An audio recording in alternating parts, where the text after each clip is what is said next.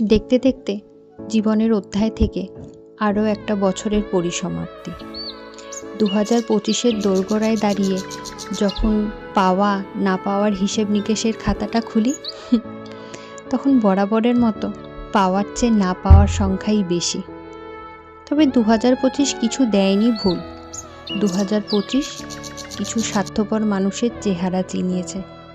নিজের বলে দাবি করা মানুষগুলোর আসল রং দেখিয়েছে 2025।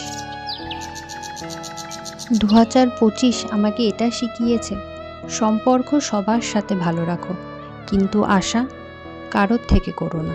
কারণ যাকে তুমি বিশ্বাস করে সব থেকে বেশি আশা করবে, সেই নিঃশব্দে তোমাকে সব থেকে বেশি কষ্ট দিয়ে চলে যাবে।